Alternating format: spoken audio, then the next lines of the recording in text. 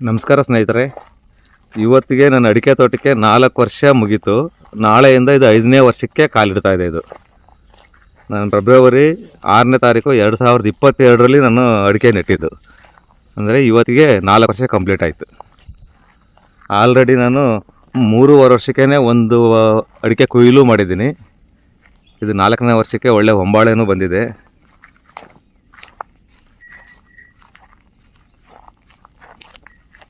ನನ್ನ ತೋಟ ತುಂಬ ಚೆನ್ನಾಗಿದೆ, ಸೂಪರಾಗಿ ಬೆಳೆದಿದೆ ಅಂತ ನಾನು ಹೆಮ್ಮೆಯಿಂದ ಹೇಳ್ಕೊತಲ್ಲ.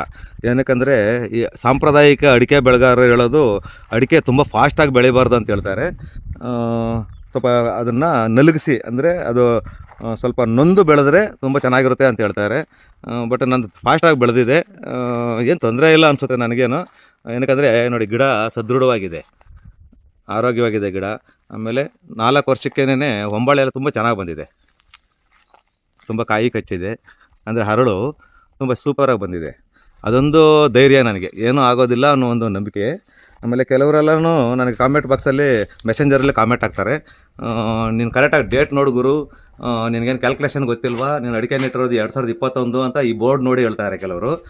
ಆ್ಯಕ್ಚುಲಿ ನಾನು ಅಡಿಕೆ ನೆಟ್ಟಿದ್ದು 2022ರಲ್ಲಿ. 2021ರಲ್ಲಿ ನಾನು ತೆಂಗು ಮತ್ತು ಬಾಳೆ ಹಾಕಿದ್ದೆ. ಆ ಬಾಳೆ 1 ವರ್ಷ ಬಾಳೆ ತೆಗೆದ ಮೇಲೆ ನಾನು ಅಡಿಕೆ ಹಾಕಿದ್ದು. ಪಾಪ ಆ ಥರ ಕಾಮೆಂಟ್ ಹಾಕೋರು ನನ್ನ ಹಳೆ ವೀಡಿಯೋಗಳೆಲ್ಲ ನೋಡಿರೋದಿಲ್ಲ ಅನಿಸುತ್ತೆ. ಆ್ಯಕ್ಚುಲಿ ಇದು 2022ರಲ್ಲಿ ನಾನು ಹಾಕಿದ್ದು, ಫೆಬ್ರವರಿಲಿ. ನೋಡಿ, ಈ ತೆಂಗಲ್ಲಿ ಹಾಕಿದ್ದು ನಾನು 2021ರಲ್ಲಿ. ಅಂದರೆ ಸುತ್ತು ನಾನು ತೋಟದಲ್ಲಿ ಹೊರಗಡೆಗೆಲ್ಲ ತೆಂಗು ಹಾಕ್ಕೊಂಡು ಒಳಗಡೆ ಖಾಲಿ ಬಿಟ್ಕೊಂಡಿದ್ದೆ, ಬಾಳೆ ಹಾಕಿದ್ದೆ. ಆ ಬಾಳೆ ಕಟಿಂಗ್ ಆದಮೇಲೆ ನಾನು ಅಡಿಕೆ ಪ್ಲಾನ್ ಮಾಡ್ಕೊಂಡಿದ್ದು.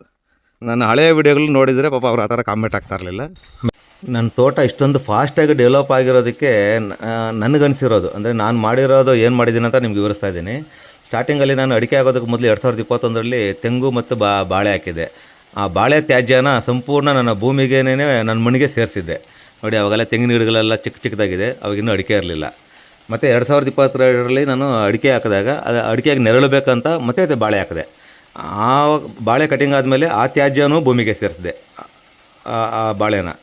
ಆಮೇಲೆ ಮಳೆಗಾಲಕ್ಕೆ ಮುಂಚೆ ನಾನು ಕೊಟ್ಟಿಗೆ ಗೊಬ್ಬರ 2 ರೌಂಡ್ ಕೊಟ್ಟಿಗೆ ಗೊಬ್ಬರ ಕೊಟ್ಟಿದ್ದೆ. ಅದು 2 ವರ್ಷ. ಅದು ಕೊಟ್ಟಿಗೆ ಗೊಬ್ಬರ ಅಂದರೆ ಡೈರೆಕ್ಟಾಗಿ ಕೊಟ್ಟಿರಲಿಲ್ಲ, ಅದನ್ನು ಟ್ರೀಟ್ ಮಾಡಿ ಕೊಟ್ಟಿದ್ದು ನಾನು, ಅದು ನೆನಪಿರಲಿ. ಅದು ಒಳ್ಳೆ ಕೆಲಸ ಮಾಡಿದ್ದೆ. ಆಮೇಲೆ ನಾನು ಹಸಿರೆಲೆ ಗೊಬ್ಬರಕ್ಕಾಗಿ ವೆಲ್ವೆಟ್ ಬೀನ್ಸ್ ಒಂದು ಸರಿ ಹಾಕಿದ್ದೆ ಮಳೆಗಾಲದಲ್ಲಿ. ಮತ್ತು ಇನ್ನೊಂದು ಸರಿ ಮಳೆಗಾಲದಲ್ಲಿ ಡಯಾಂಚ ಸೆಣಬು ಅದನ್ನು ಹಾಕಿದ್ದೆ. ಮತ್ತು ಮೊನ್ನೆ ನಾನು ಹುರುಳಿ ಹಾಕಿದ್ದೆ.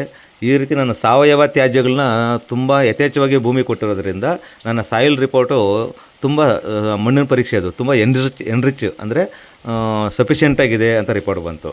ಆಮೇಲೆ ಈಗ 1.5 ವರ್ಷದಿಂದ ಈಚೆ ನಾನು ಮಲೆನಾಡು ಗಿಡ್ಡ ಹಸುಗಳು ತೊಗೊಂಬಂದು ಜೀವಾಮೃತ ಸ್ಟಾರ್ಟ್ ಮಾಡಿದ್ದು. ಆ ಜೀವಾಮೃತ ಸ್ಟಾರ್ಟ್ ಮಾಡಿದ್ಮೇಲೆ ಅಂತೂ ಮೊದಲು ಏನು ಡೆವಲಪ್ ಆಗಿತ್ತೋ ಅದು ಡಬಲೇ ಡೆವಲಪ್ ಆಗಿದೆ ನನ್ನ ತೋಟ. ಇನ್ನೊಂದು ಹೇಳ್ಬೇಕಂದ್ರೆ ನೀರಾವರಿ ವ್ಯವಸ್ಥೆ, ನಾನು ಡ್ರಿಪ್ಪಲ್ಲಿ ನೀರು ಕೊಡ್ತಾ ಇರಬೇಕಾದ್ರೆ ಗಿಡ ಡೆವಲಪ್ ಆಗಿರಲಿಲ್ಲ. ಈ ವಿಂಕ್ಲರ್ಗೆ ಕನ್ವರ್ಟ್ ಮಾಡಿದ್ಮೇಲೆ ಬೇರುಗಳಿಗೆಲ್ಲ ಸಫಿಷಿಯೆಂಟಾಗಿ ನೀರು ಸಿಕ್ಕಿರೋದ್ರಿಂದ ಸಖತ್ ಫಾಸ್ಟಾಗಿ ಗ್ರೋತ್ ಆಯಿತು. ಆಮೇಲೆ ಇನ್ನೊಂದು ಹೇಳ್ಬೇಕಂದ್ರೆ ನಾನು ಉಳುಮೆ ಮಾಡ್ತಾಯಿಲ್ಲ. ಇಡೀ ನನ್ನ ತೋಟ ನೋಡಿ, ಒಳ್ಳೆ ಹುಲ್ಲು ಹಾಸು, ಒಳ್ಳೆ ಗಾರ್ಡನ್ ಥರ ಇದೆ.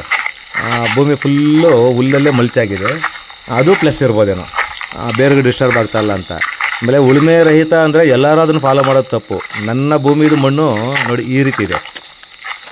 ಇದು ನಮ್ಮ ತೋಟದ ಮಣ್ಣು ಈ ರೀತಿ ಇರೋದು, ಅಂದರೆ ಇದು ಕಲ್ಲು ಮಿಶ್ರಿತ ಜರುಗು ಮಣ್ಣಿದೆ.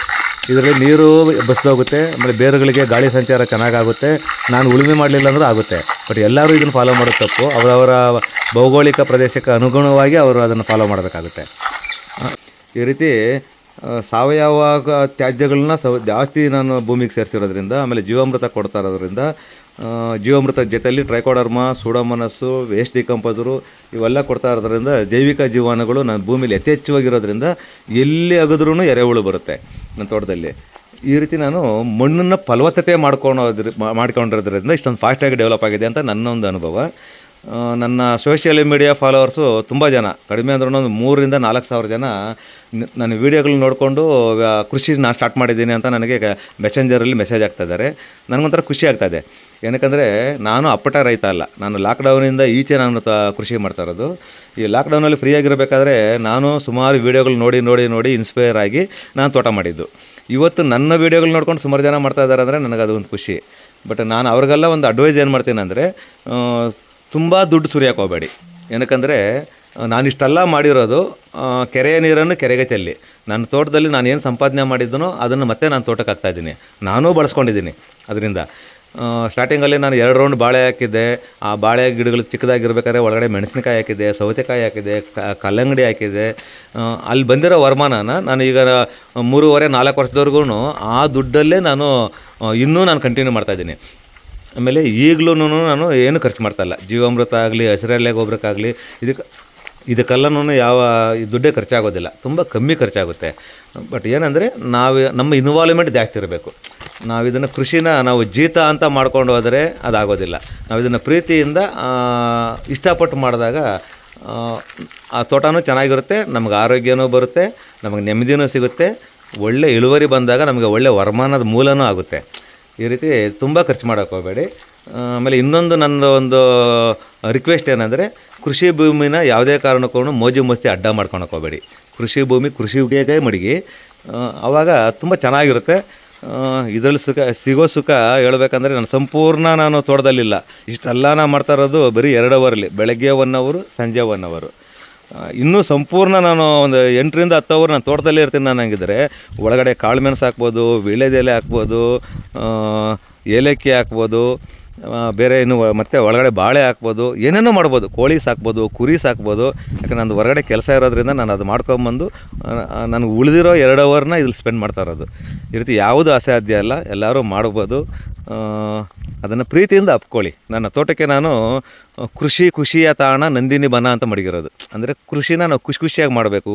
ಇದನ್ನು ಒಂಥರ ಜೀತ ಅಂತ ಮಾಡ್ತಾ ಹೋದರೆ ನಮಗದು ಬೇಜಾರಾಗೇ ಇರ್ತೀವಿ ನಾವು. ಅದನ್ನು ಎಂಜಾಯ್ ಮಾಡ್ಕೊಂಡು ಮಾಡಬೇಕು ಅಂತ ನನ್ನ ಒಂದು ಅಡ್ವೈಸು. ಏನು ತೊಂದರೆ ಇಲ್ಲ, ಎಲ್ಲರೂ ಆರಾಮಾಗಿ ಮಾಡ್ಬೋದು.